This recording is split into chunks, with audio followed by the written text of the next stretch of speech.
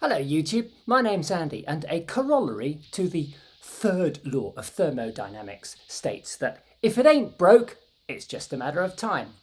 So today's question is, how much reverb is too much?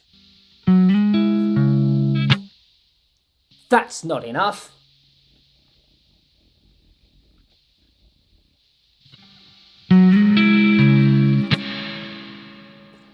That's definitely too much.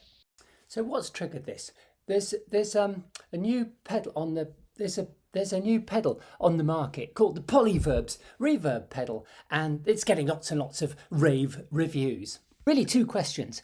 The obvious one. Firstly, how much is too much? And secondly, how many is too many?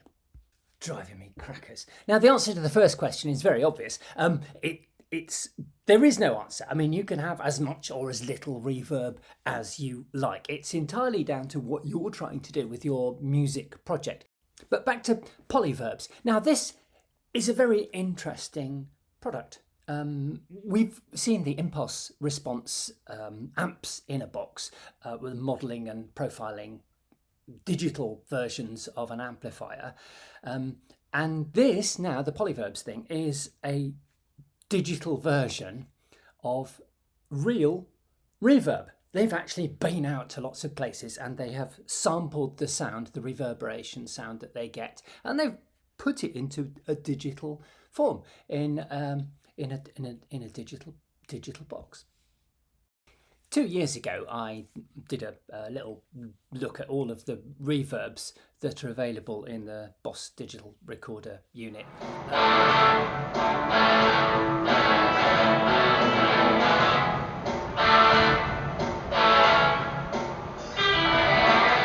There are 7 different types of reverb available, and each of them has 6 different parameters that you can vary.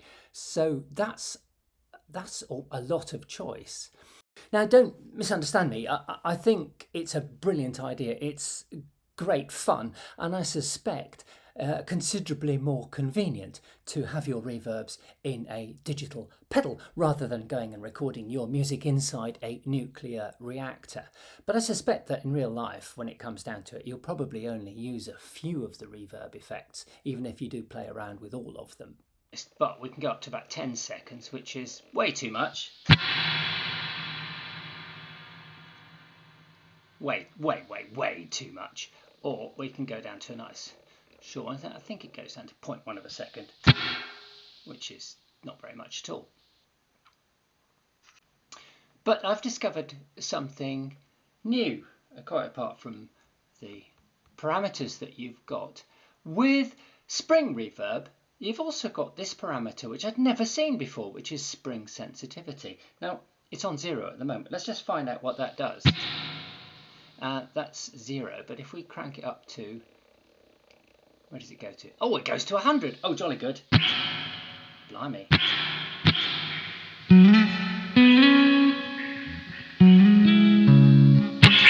Oh, bloody hell.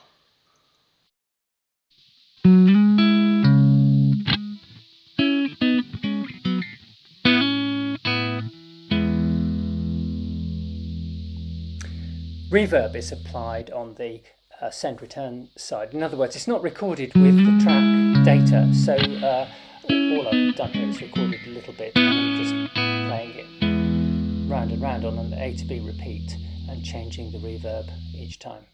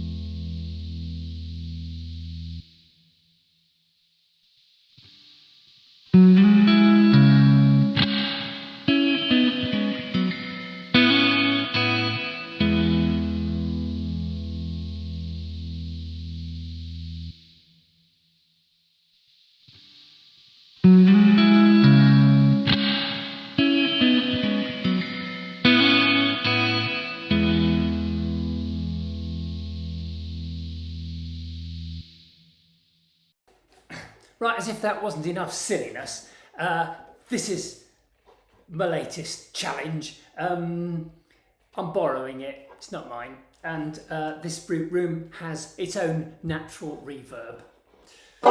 Thanks for watching, bye!